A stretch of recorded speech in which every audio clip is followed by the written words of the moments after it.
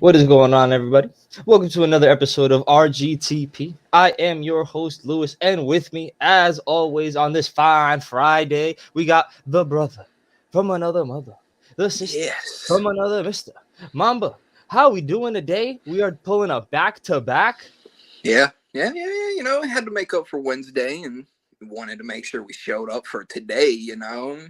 We a little streaky. We apologize. But this is probably like the one thing me and you always talk about throughout the week. While we're watching wrestling, not watching wrestling, you see what happened on Twitter. You see this, you know, like we are always for talking about wrestling. Absolutely, and that's right. It is Friday, which means it's time to talk some wrestling. That is right. But every time we talk about wrestling, we like to bring in an expert from the ancient realm of long ago, of yesteryear. We get the bald-headed man all the way from Baltimore, the bearded, wholesome, and always wonderful, our brother and friend of the show, Matt Trigger. How we doing today? I appreciate And he's a that. Ravens fan. I appreciate that introduction. That was very kind of you to, pretty much say that, hey, this is an old guy that knows how to use a laptop that comes on our show. Thank you for the introduction, though. Always great to talk to you guys. I know that it's really more or less, pay-per-view week talk and all that stuff. My daughter's standing right next to me. I'm wisdom sorry. from you as well. Yes. So I, am looking forward to talking some wrestling. I don't get to talk about it with many people because it is not very popular amongst the people that I know. Looking forward to Extreme Rules this weekend, talking some AEW. I will not bash them. I'll do it. I'm being facetious, but I will not. Before we get going, guys, I just wanted to, hype up my show tonight. I know I talked to you a little bit, Lewis. Mamba. I got my Flock to North podcast tonight at 9:30 Eastern time. I'm going to be having James Harris, Brittany's husband from the Rave One Sports app. He's a Bengals fan. He'll be on. And Lucas from the 3 a.m. Coney Bengals podcast. He will be on tonight along with my co-host Josh. And we will do a Bengals breakdown. I just got promoted to managing editor for flocktonorth.com. So I'm now one of the future Ravens writers. Enough about me. I'm ready to talk wrestling.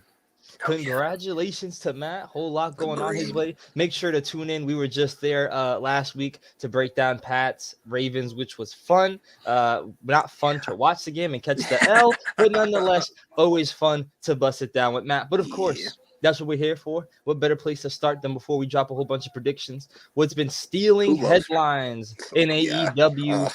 The backstage locker room is becoming almost as dangerous as the NXT parking lot. Might be a little bit more dangerous than the backstage. There is fighting. There is chairs being thrown. It has been a wild. It's rough, man. But nonetheless, it all started on Twitter. Andrade, El Elio versus Sammy Guevara, and it transpired backstage. Punches were thrown, some shoves here and there. Andrade got sent home. Sammy still got to be part of the main event. It rubbed a lot of people on Twitter the wrong way. But Matt, it's been a minute. The floor is yours. How are you feeling about the backstage drama in AEW? Not just this situation, but I still want to hear what you got to say about this one in particular, because I know you're a fan of Andrade possibly coming back to the E. Okay, I mean, I'm gonna kind of give my theory on that. I got a couple of theories for tonight. I've been working on figuring out a way to articulate them without sounding crazy. I love the crazy. As much as I bash AEW on the show, and I do it kind of in like a half joking, half serious kind of way, I despise the majority of the stuff that they do. But right now, Tony Khan really looks like he has no control over his locker room, and it looks like the inmates are running the asylum. I like it. But the thing is, it's not producing results in terms of viewership spike. If anything, it's turning people off. Look how the last couple alternatives to WWE ended when the infighting started and the chaos started and the lack of leadership.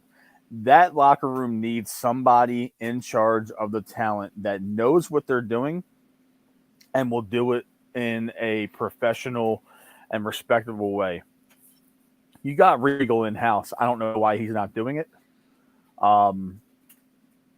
There's too many veterans over there, and I'm looking at Moxley, Danielson, and Jericho. Samoa Joe, the name as well. But I mean, he's not really AEW. He's more Ring of Honor. But you're getting to the point now where you're becoming a laughingstock of WWE. And right now, I'm not. It's not because I'm a WWE fan. Their product is improving.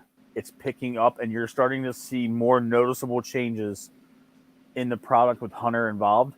And this Andrade and Sammy thing is just kind of like the icing on the top of a shit cake in terms of just poor locker room leadership since All Out. And you got arguably your biggest name in CM Punk banged up again in a fight. You don't know if there's rumors that are circulating that he's been bought out. You know, you don't really know what's going on. Your EVPs are suspended. Now you got Andrade showing up to the arena to fight Sammy Guevara in a real life fight. I really truly believe Andrade is trying to get fired. I'm at that's where I'm at with it, because he's seeing that the best he was ever booked was when Hunter was running Black and Gold NXT, and he had a nice run as champion with Zelina as his manager, and he was booked properly for a Mexican star in the United States in terms of how he was arguably booked probably the best as a Mexican outside of Ray and Eddie. Yeah, oh, yeah. It's definitely been a minute. Easily. In recent memory, and he wants that back. Not only that, but he's recently married to Charlotte. She's getting ready to come back. So now it's like, now I'm just going to start causing problems until they have no choice but to let me go. Yeah. And that's at least where I'm at with it. Like, I really think that this isn't like a publicity stunt or like they're working all of us. I don't believe that. And I don't want to think that Tony Khan is that bush league to allow this stuff to leak for a storyline. And there's that place is utter chaos. And I don't believe that they got a rein on it. And it's just, it looks bad. It doesn't even make me want to watch the show. And I'm not trying to be a sourpuss about it, or anything like that, but that there's so much politics going on over there that it's really showing its ugly head on television. There's no reason Jericho's on TV this much. You're leaning on a mid-50s Jericho. You're leaning on the Blackpool Combat Club. You're leaning on Sammy. You're leaning on these Wardlow. Now you got Cage back in the mix, which they had a fantastic match. I watched the recap of that. I actually watched the whole thing on YouTube. But it's just like, it's getting to be to the point where he has literally no control. And what's crazier is that he's the vice president of the Jacksonville Jaguars, who are having a really good season, by the way, so far. Find somebody to run your operations from September to January and then get back into the fold for the beginning of the year. Because I also... Oh, my bad. No, go ahead. I also saw that he was working on transfers for the football team they control over in England too, I believe. He's spread thin, and the thing is, he's a wrestling fan that has millions of dollars to run a wrestling company. I got a couple of zeros on that. Right. And the thing is, I said it the last time that we all got together. You never saw Vince act like this. And I hate to go, and you're never going to see Hunter act like this. You're never going to see Shawn Michaels act like this or Stephanie act like this. They right now have the superior product again, and people are starting to get drawn to that again. And you can see because their demographics in the 18 to 49 are going up, and they're climbing steadily every week. It's not like it's a massive jump, but they keep climbing. AEW is in a pivotal point right now because they proved everybody wrong by staying around this long. Yep. Now you're getting ready to launch Ring of Honor. Yep. And you're trying to find them a TV deal. But TV companies and huge chains, if they believe what is being reported, they're not going to give Ring of Honor a TV deal. Yep. on a major network, if you want to get on TBS or you want to get on Spike or you want to get on, I know Spike's not around anymore, but I'm just, it's crazy you brought them up because we were actually just talking about Spike TV the other day. because Raw was on Spike for a little bit. Impact was when it was TNA. Yep. And the thing is, as much as I don't like a lot of AEW's product, they're still healthy because it made WWE get their shit together. Right. So they're essential to everybody having employment and giving us good wrestling. I truly believe Andrade is trying to figure a way to get out of there. And I truly believe that's why Bandito didn't sign yet. Bandito was booked fantastically on AEW, but I believe that he's seeing this. He's seeing how they're treating Andrade, how they, disproportionately treated him compared to Sammy, letting him stay. And not only do that, but main event. I honestly think that's the window where Hunter is going to try to slide in and take Bandito from the fingertips of Tony Khan. Yeah, I hear it. Mamba, thoughts and opinions? Sammy seems so easy to be a scapegoat, right? Like everyone has beef with him, so why not? He had said he came to him complaining about stiffness of working in the ring, and like you can work a little hard sometimes, right? Like it's definitely possible. We see matches get out of hand at times, but it happens, And he was saying like, oh, in WWE, Sheamus, he hit so hard. Oh, yeah? You want to fight Sheamus, huh? That's who you want to fight? I agree with you. I think he is trying to get fired. I think everybody is at that point where it seems he's trying to get fired, but that is such the wrong way to go about it. You're causing problems to get fired, but what happens when they fire you with cause and they're like, yeah, non-compete for how long? Because how long does he still have on his contract? And if they allow Andrade to do this, how many more wrestlers cause problems to try and get released, They need that, though. AEW's roster is severely bloated right now, and because you don't have Ring of Honor on television as a separate entity, all those Ring of Honor guys are sitting in catering. Yep. And right now they've got 3 TV shows, one being on YouTube, and you're not utilizing any of those to showcase Ring of Honor. Right. You're tying them into AEW storylines, which is going to have to be status quo.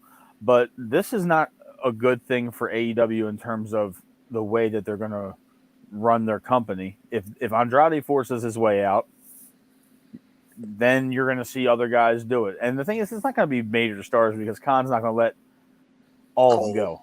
Riley, them two probably not going anywhere. I think Cole right now. I think Cole has a little bit of buyer's remorse for the contract because if Cole's still in WWE right now, he's a major star on Raw or SmackDown, and I believe that wholeheartedly with Hunter running it. If he would have stuck around NXT for another year, he'd be in a prime position. I get he wanted to be with Brittany, which is cool. I'm not, knocking him for that, but I think that they've used him terribly. I'm not going to be surprised if Aleister Black is back in WWE. He's saying he's not going anywhere. That could be smoke and mirrors. I kind of believe it's him for the White Rabbit thing.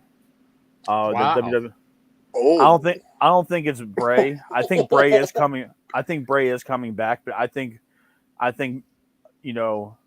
Malachi, Alistair, however you want to refer to him, I think he was throwing people off the scent.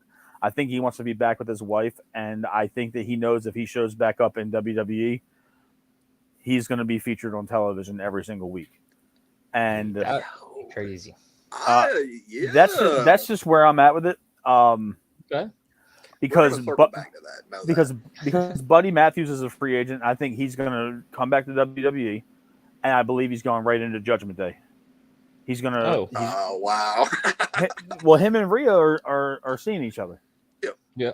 They're a couple, so it would not surprise me if that is a either Extreme Rules surprise tomorrow night or a road to Survivor Series type of deal. Games. Right. Okay. I will get on my theory on that later. I know that we got a little bit of time to before that comes up, but it's that ship is starting to sink over there, and I don't think it's going to be good because guys like Andrade you need for your roster for a certain demographic, and just for the simple fact that you need good mid card talent, and that's what he is. He's not going to go anywhere else and be a main eventer, but he's good mid card talent, and that's what I believe that they're going to start lacking because their lack of depth is going to be exposed once these guys start jumping ship. Do you get a little Alberto Del Rio vibes? No. Like, no, because like with Alberto, he was always like, I deserve to be the main event. He gave that very egotistical, and I am a huge fan of Andrade. Like Lewis knows this, huge fan of Andrade, but his ego seems healthy, is what I'll say. Here's the thing. Andrade is a better in-ring worker than Alberto Del Rio ever was. Yes, sir. But Andrade wishes he could have the charisma that Alberto has. Okay. His mic work was stellar. I'm not saying it was top notch, but Alberto could talk for himself. Andrade has needed somebody to talk for him everywhere he's been, at every level, whether it's been in AAA, CMLL, NXT, the main roster, AEW. He's needed that American mouthpiece to get across his message, and that's what separates him and Alberto in terms of on the mic. But in ring, Andrade's top notch. So good. I still go back and watch that match he had with Rey Mysterio on SmackDown a couple of years ago. That was prime work right there. Probably have to go back and watch it because I'm gonna be honest, I don't really remember. I'll go rewatch it. It was when Rey first came back. I got you. Okay. All right. Well, from backstage to in ring, we got the 3 anniversary show. Obviously, just happened. A lot of things went down on the match card. Obviously, leading the headlines. John Moxley and Hangman Page continue their feud after a stellar match with Roosh. I absolutely love that match with Hangman. We also had, as previously mentioned, Wardlow versus Brian Cage. The belts being featured quite a bit. And then the opening match of the night, MJF versus Wheeler Yuta. Matt, how are you feeling about some of the matches at least being displayed, despite some of the critiques that are going on backstage and how the asylum is being run? They need this for the simple fact that the backstage is such a mess and it's on the forefront. They're booking a solid card.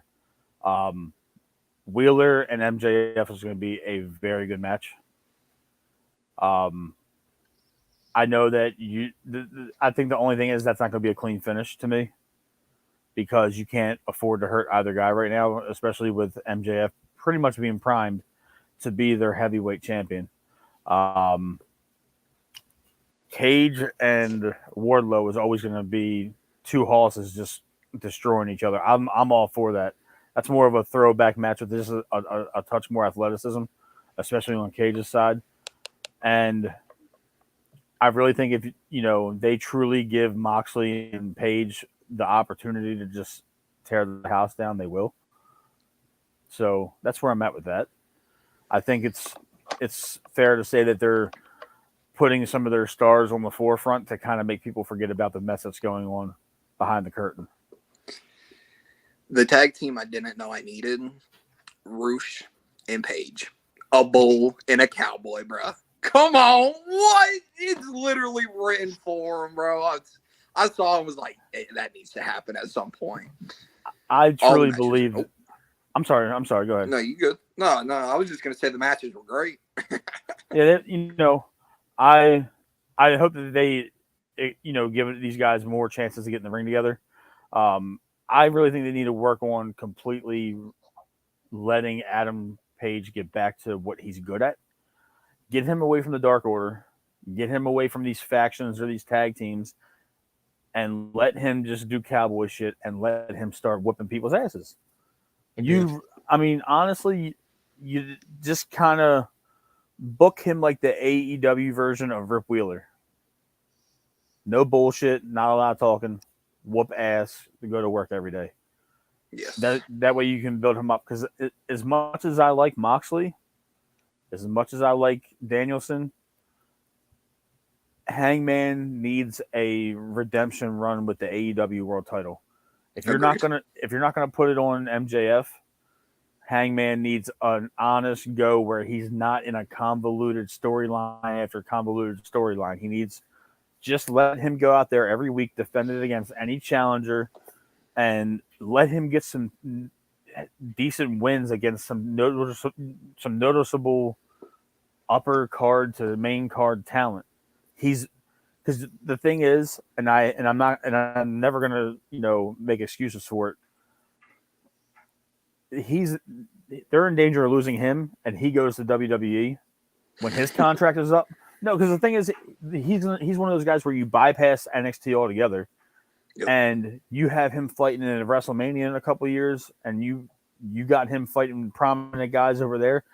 Adam Page is somebody you can't lose, and the way that they're booking him, he's not going to extend, even though he might be an EVP or whatever. Because I think that all that's a joke, honestly. Because your EVPs doesn't make sense to be called an EVP when Tony Khan has the money and he's got the power.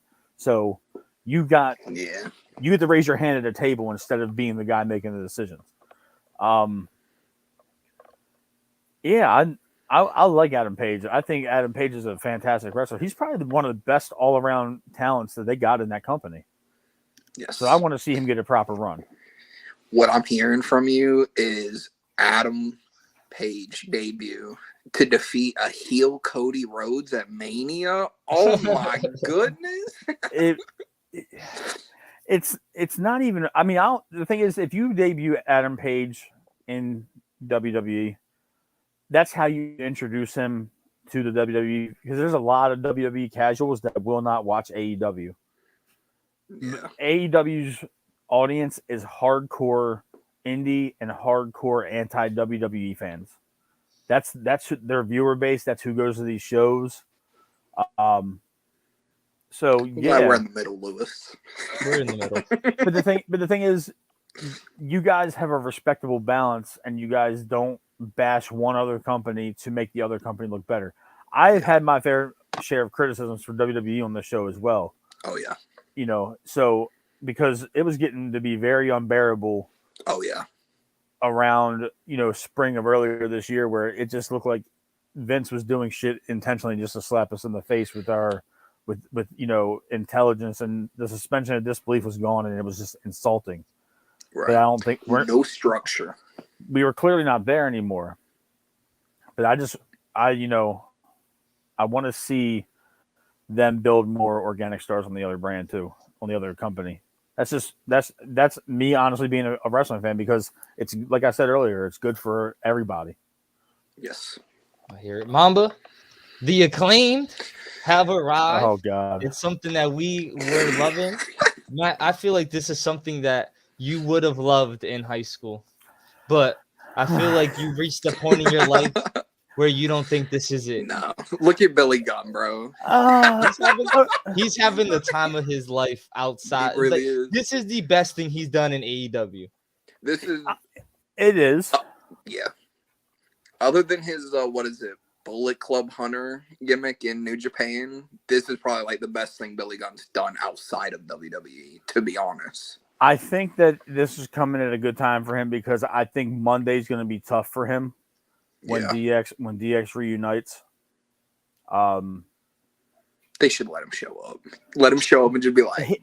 The thing is, it's not like it's where Billy's behind the scenes at AEW and he's making a one-off. The dude's on TV wrestling. He's with his sons. There's no way in hell. And it sucks because Billy Gunn's an integral part of that version of D-Generation X.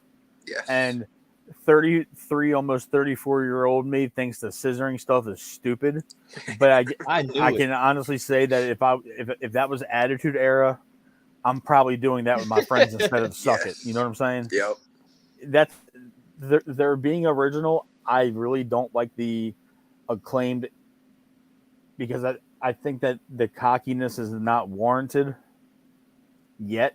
I think they're a good tag team. I think they're probably one of the better tag teams in AEW, but it just feels like they're looking for something to be known for, and insinuating, scissoring. But see, the thing is, it's funny when they do it, but then if you're a grown ass man or a grown ass woman, you know what it means, and it's like, do you really want your 8-year-old doing that? They didn't want you guys running around sucking it either, but hey, Yeah. it happens. You know, I got many detentions and in school suspensions behind telling somebody to suck it, but hey, it just I want them to do good because I honestly think that AEW's one of their strengths is their tag team division, and those guys can wrestle. I like their in-ring work. I like the fact that they are decent on the mic. I wish they would stop taking shots at WWE so much. I feel like that's a Tony Khan mandate is for everybody to mention WWE. and the thing is, I don't like it for the simple fact that WWE has mentioned AEW on television twice. Sami Zayn did it one time in a promo over a year ago, almost 2 years ago, and Hunter called them a pissant company when D-Generation X was at the Hall of Fame a couple years ago. Like, it would be different if they were taking shots at each other on television every week, but WWE doesn't even acknowledge them. They know about them, but it's like, come on, stop getting cheap heat. Just be a little bit more original there. Just it's a cheap heat. It's cheap heat, and it's like all your ex-WWE stars aren't taking shots at them, with the exception of Jericho, and he's not really taking shots at him. He's just an old man with delusion of grandeur. A little older. He is a little old. Mamba the Acclaimed. What's next for the Acclaimed after National Scissoring Day? I hope they keep it for a little while, right? I know we always mention FTR getting those titles again to just complete the whole. They have all the titles, but they're so damn good. I think that they'll be all right. Like, you can talk about like them being their ego being up there. They're the champs, they're hyped. Maybe that's what happens. They get slapped in the mouth by an actual like a tag team that has some gravitas, whatever word you want to use for it, and then they're like, oh, okay. Those dudes remind me of the Hart Foundation, man. Just like lunch pail workers that are technically sound, that execute tag team wrestling to the highest degree.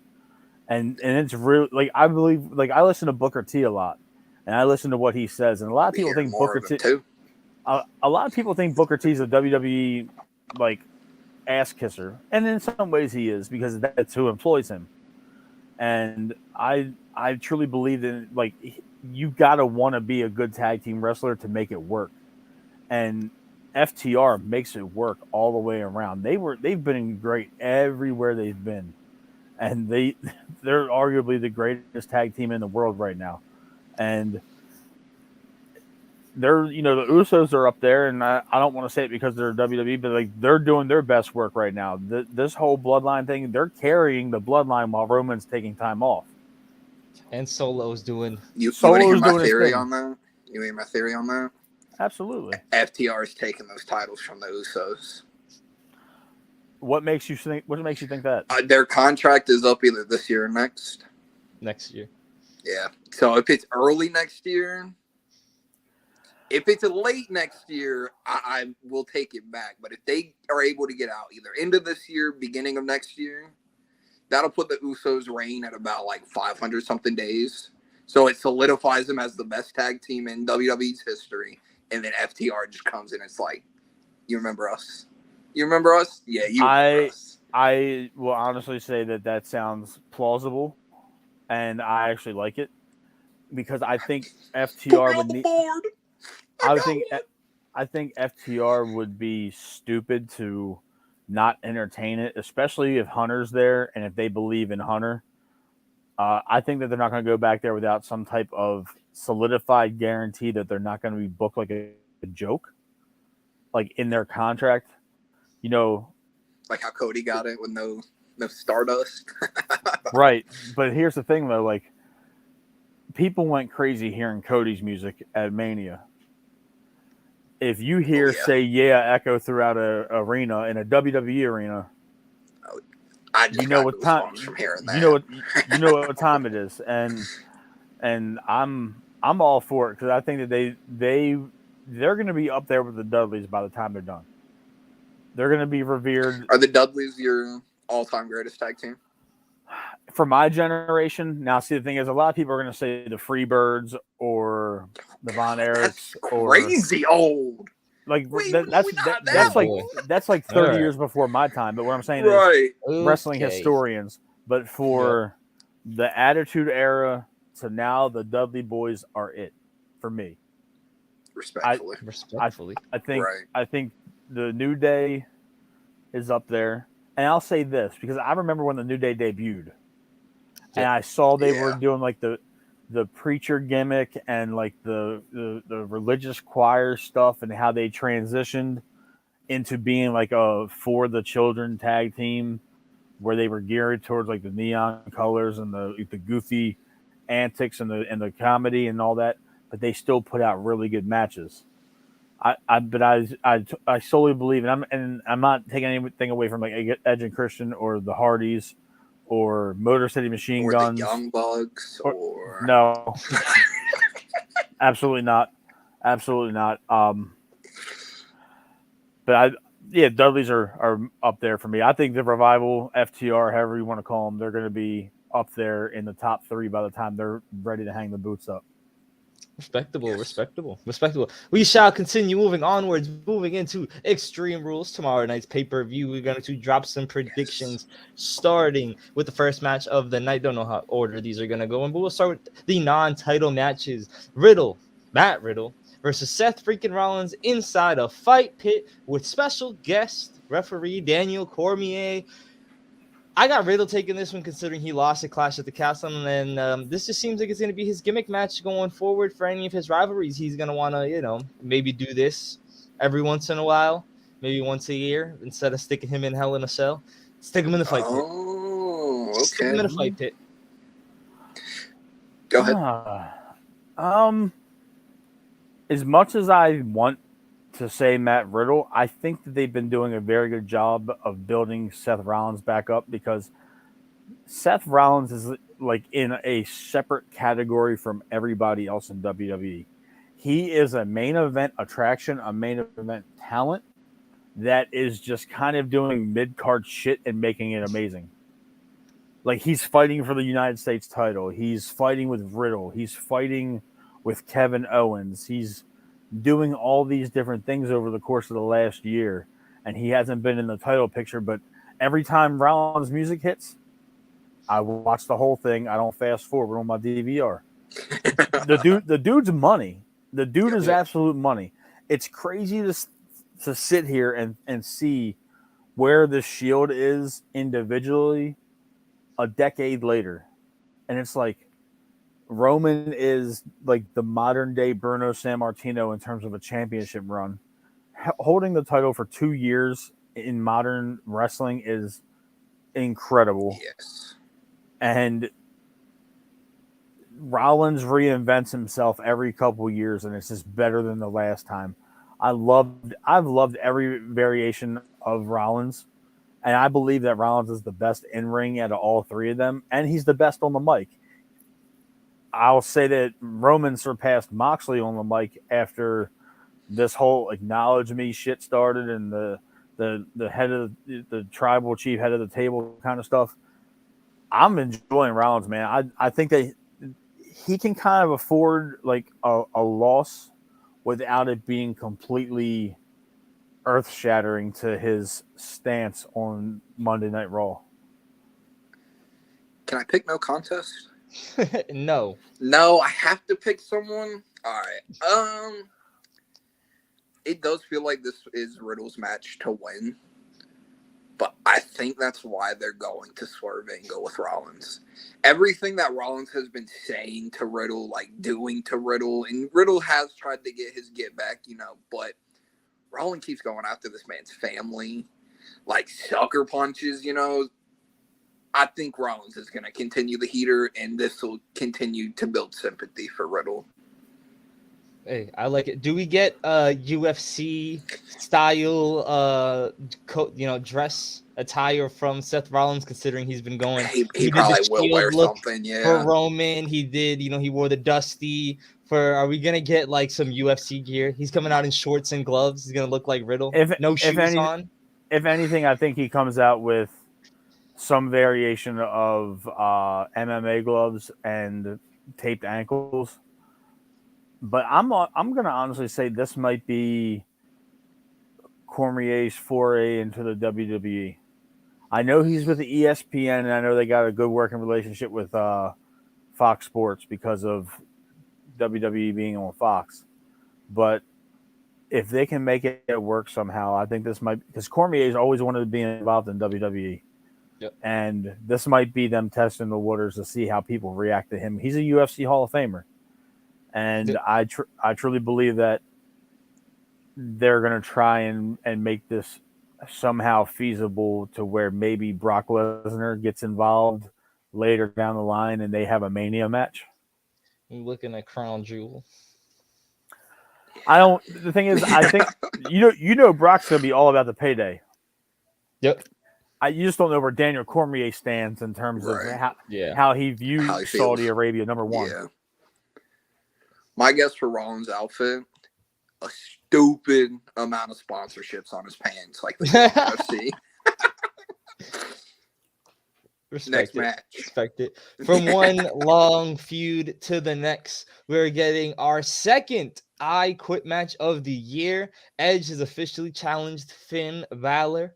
And before I ask about winner or loser, just simple yes or no. Matt, are we getting Demon Balor? No. Nah. Mamba?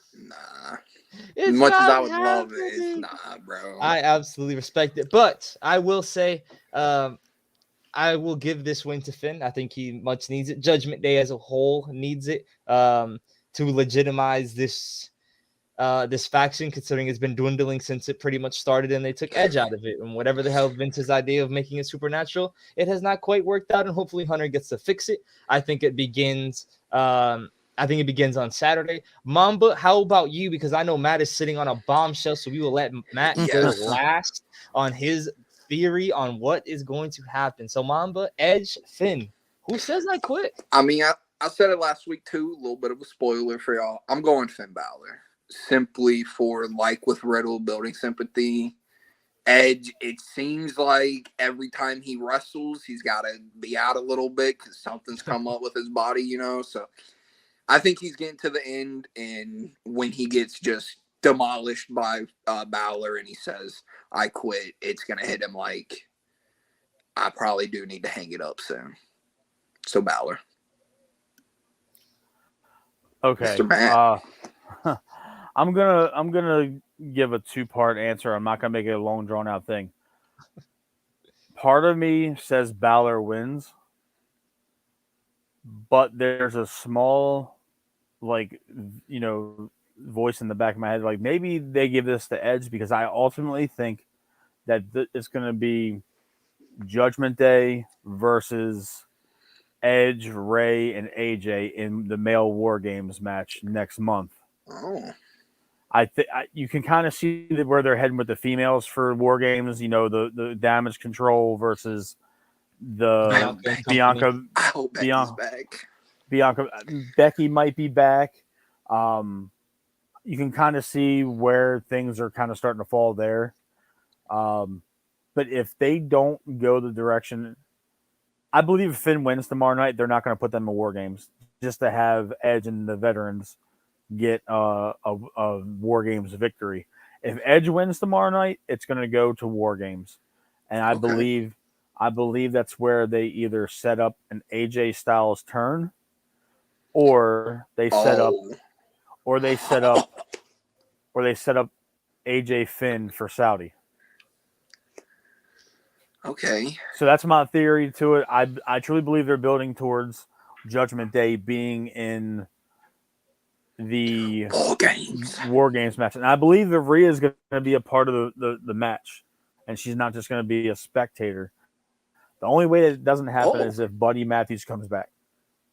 If Buddy Matthews comes back and joins, it'll, for the four people in the team, it'll be Dominic, Priest, Finn, and Buddy. And then it'll be AJ, Ray, Edge, and they would probably throw somebody else in there to kind of even the odds, so to speak. You could go a couple different directions, maybe a KO or somebody like that to kind of get him on that card if they don't have anything else for him. But I truly believe that they're building Finn up, especially with Hunter in charge. I think Finn's about to take off if he stays healthy. I think 23 is gonna be the year of Finn. And I'm not saying WWE title or Universal title, but I think that he's gonna be built back up to where he's not taking pinfalls on Raw anymore. He's not gonna be the prince. He's gonna be the king. He's gonna be the king. Now I do believe that whatever they do, I do believe that Balor is going to go back to the demon for Saudi. If the prince wants that, that's what's going to happen. Hey, bring the demon. We need him. I respect it. I respect the feuds keep running hot. We have our one and only so far tag match on the card. It will be a 3v3 Donnybrook style. Imperium is officially all together on the main roster. Thank the Lord. Versus the Brawling Brutes tonight. This shall continue. Sheamus versus Gunther, part 2 for the IC Championship. I am absolutely salivating at the mouth to hear those chops. I'm not going to lie to you guys. Probably one of the better matches that I'm going to be watching all year long. And make sure you wear your earplugs, bro. No, absolutely not. Absolutely not. But this one is going to Imperium. And what's probably going to be a really fun match, honestly. It's probably going to be a really dope match. I'm just going to say Imperium here, but it's not going to surprise me if Ludwig Kaiser eats a pin on this one. And the Brawling Brutes win. They do need the Brawling Brutes have been on the bad receiving end. They got screwed over on NXT this week. They got screwed over on SmackDown a few weeks ago. Imperium keeps getting in their business. Maybe it is due for the Brawling Brutes to get one back, but for now, I'm going to rock with Imperium because they are my favorite thing on SmackDown right now. Imperium. They can't afford to lose. I agree. Imperium's winning this, and I hope this is what leads to the infighting of the Brawling Brutes. And hopefully we eventually lead to Pete Dunne. And please, I'm sorry, but I really don't. I don't care for Ridge Holland. Like, every time I see him on the screen, like, trying to hold Pete Dunne back, I'm like, yo, just let him go. Just stop. Like, I think a lot of people. I'm sorry, my bad, bro. I didn't mean to interrupt you. We just apologize. This is not Canada, Matt. This is not Canada, all right? Yeah, I'm a long way from Canada. No, it's just it's just something about him. Like, I don't care for him in the ring or talking. It's like, it's not a part. It's just something about him doesn't click for me. I think with Ridge Holland, when he broke his ankle, that really kind of like derailed his momentum, and he had to change his style a little bit because he was a very athletic big dude. Yeah. And he still is. And I think a lot of people still kind of like blame him for Big E probably never wrestling again. Oh, I don't blame him for shit. I don't blame him for that. I mean, but I'm saying people probably still have that in the back of their mind.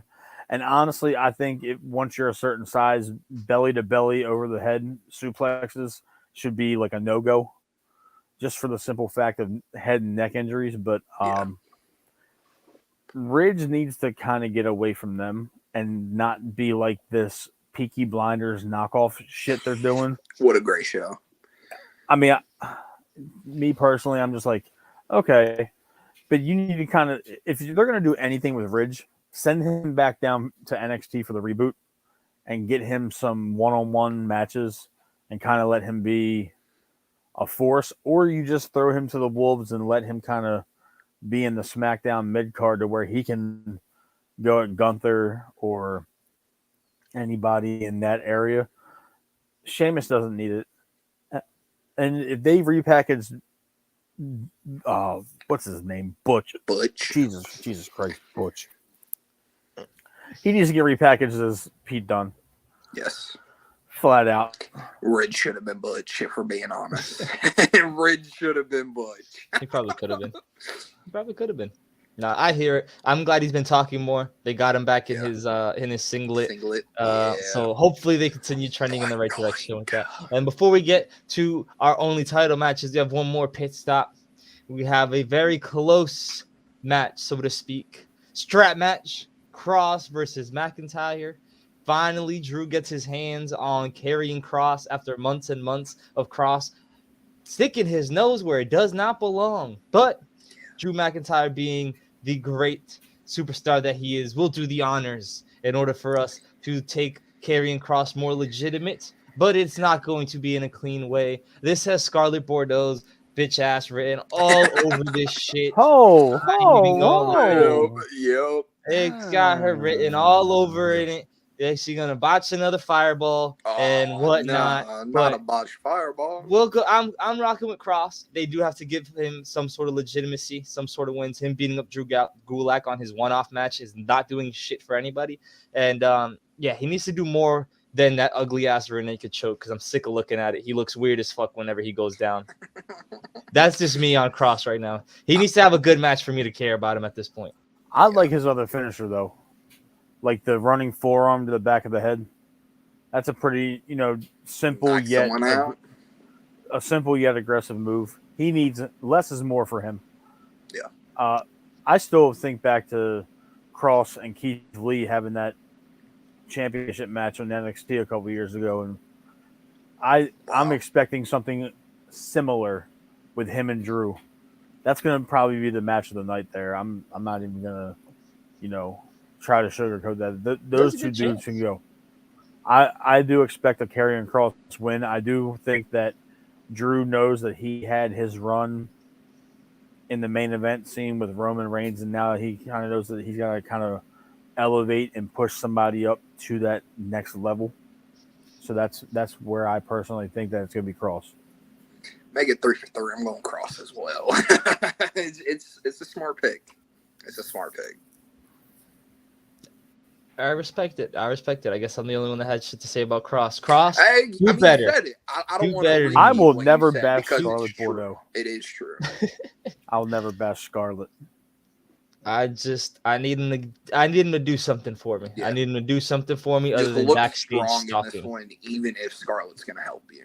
See, because the backstage stalking shit that Dexter Lumis is doing, I'm all for. Yeah, I'm all for. Shit Kross is doing got me a little man. But it is now time for the trilogy. Hopefully the end all be all for these women's feuds. Liv Morgan will take on Ronda Rousey for the third time. This time, Extreme Rules match. Mamba with an early Liv. Yeah. And I think everyone knows why if they watch the show. Go for it. That's my pick.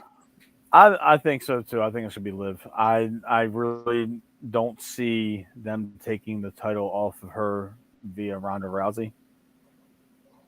I think I think that this is going to be her true win, like you just said. But I think that this is going to be more clean than the last couple. Yep.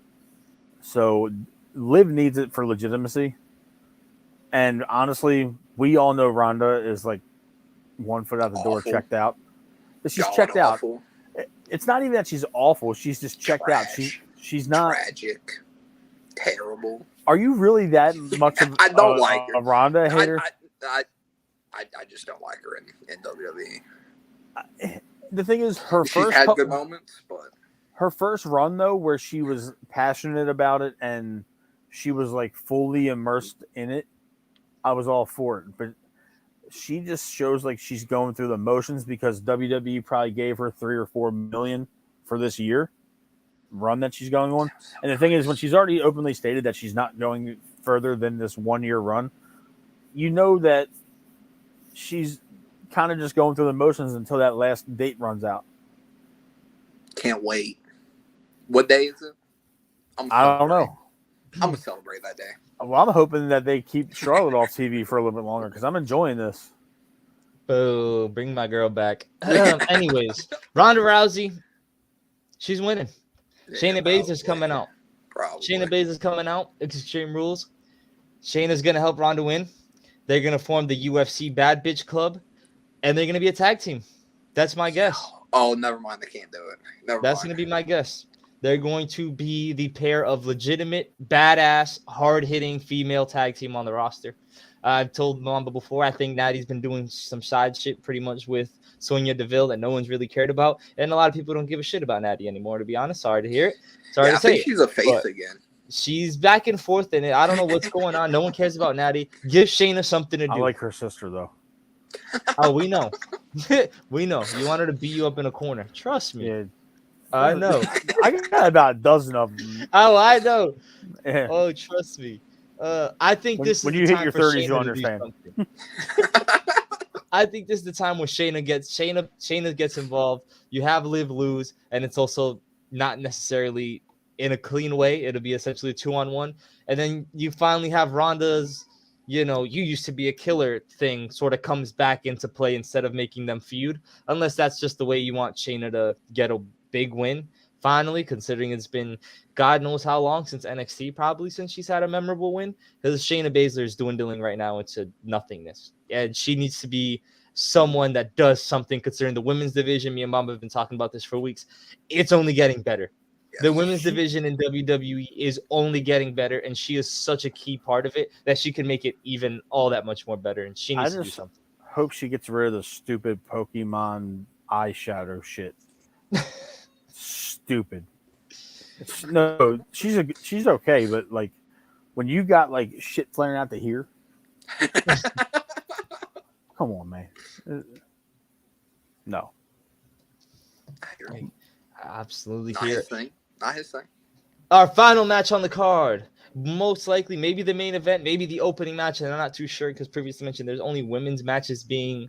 Women's titles being defended. I don't know what's going to be placed where, but I wouldn't mind if this main event's to show our champion of Monday Night Raw, Bianca Belair, gets to twirl her hair down the ring against the former role model, former hugging best friend Bayley in the first ever main roster women's one-on-one ladder match, making history. So why not put it on to close the show? In my opinion, I think that's the best place to go. And I think Bianca Belair is going to win this despite some damage control shenaniganry. That's just where I'm at with this.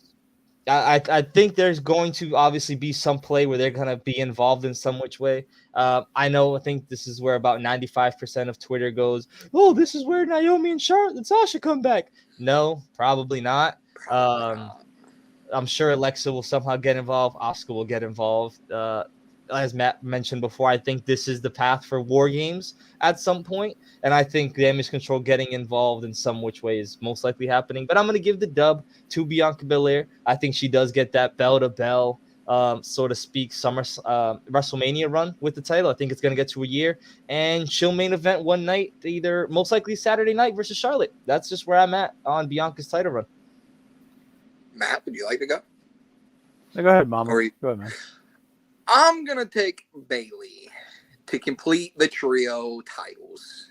And who better to come in here when Bianca seems at her highest? She can't be stopped right now. And Bayley just, remember me? I'm pretty damn good at this too. And just, I don't want to say the story of the match is going to be good, but Damage Control is going to help. Obviously, they're going to help. And Alexa Bliss might not be too trustworthy, in my opinion, anymore. We don't know what's going on. She seems like when she shows up, she's very serious. Like, me, you, ring now, let's go. And that's like not what Alexa used to be.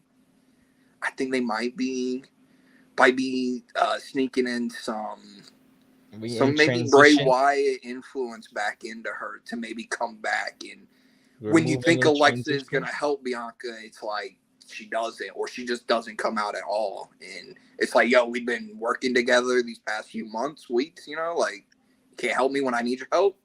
And then she goes all psychotic break, Alexa. Walks out of War Games, maybe? Maybe. I am going Bayley because this is the opportunity. And see, this is smart booking on Hunter. If it happens, this is how you get the belt off of Bianca without being pinned. Even though Bayley pinned her for the first time in like a year. Took a bunch of finishers. What was it? Yeah, I mean, it took a lot. Bianca's been booked pretty strong on this run. I'm not going to take anything away from her, but I think that this is how you legitimize damage control going one step further by putting Bayley back in position as the Raw Women's Champion. Power. And then I think that the Women's War Games match is going to be a winner-take-all for the titles. Oh. Do they introduce one more women's title? Because Raquel has recently stated saying it would be kind of nice for the women's to have an Intercontinental title. I don't think it's going to be that. They got a lot of women's titles already. They got two main ones, 2 sets of tag team ones. Oh, I didn't think of that. And then if you think about it, the NXT title, the women's title that Mandy has completely legitimized. I do think that this sets up for War Games because they said they're going to have a men's match and a women's match. So I 100% believe that this is going to be the War Games path. You might get a damage control versus Bianca, Asuka, Bliss, and maybe Becky. Candice as well, yeah. But I think if Becky's not ready, it will be Candice. But they got to find a fourth woman to kind of throw into damage control side. So Candice Charlotte be too much. Would Charlotte be too much? Candice LeRae still has time to turn. We got a few months. Honestly, it wouldn't be shocking if somebody like Sonya or Natty was like a filler for that. I know it's not necessarily ideal. The sexy pick. Or they go to Shayna. I don't think that's going to happen either, unless Shayna wins the championship between now and then. Or you have like a NXT female call-up, but I don't really know anybody down there that's ready for that type of action yet. Tegan Nox returns as a heel. Or you bring Mandy up to align with damage control and all the gold's on the line. True. Alba Fire joins them. Or Alba Fire. I'm with it. You know, as a way for Hunter to integrate NXT into the show without having them really be on the show. Interesting choice. I like that. I like it. I don't know where the Women's War Games pass is going to be. They're missing one key piece. Couple different options there. I like it.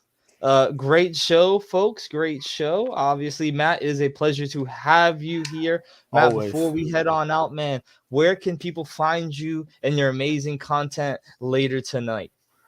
You can find me live at BWATB Podcast on Twitter. I will be live at 9:30 with my special guests from Rave On Sports and the 3 a.m. Coney podcast show. Can't wait to talk some Ravens and Bengals. I'm going to keep it, copacetic. You're a Saints fan. I don't want to hear that. We're going to give you the Diggler in a couple of weeks anyway when we play you guys. So yeah, y'all are. Yeah. Good luck with Taysom Hill, guy. Your quarterback, running back, tight end. I throw 40 yards and it's football player. Yeah. He's a football player. Army knife. Yeah, he's the Mormon Denard Robinson. Oh God, that's a good one. Yeah, that's a good one. I like Denard when he was coming out. The Michigan boy, yeah. Wholesome All Things Baltimore. That man right there. RGTP here. You know it. Like, comment, share, subscribe. Noti's on for all of us. You got to be somewhere. I know you do. Yeah, I'm chilling now. Be safe at SmackDown tonight, man. I will definitely have fun. If you take some pictures, send them my way, man. They're going to be getting posted up. Everyone have a good night. We shall see you soon next Wednesday. Bye.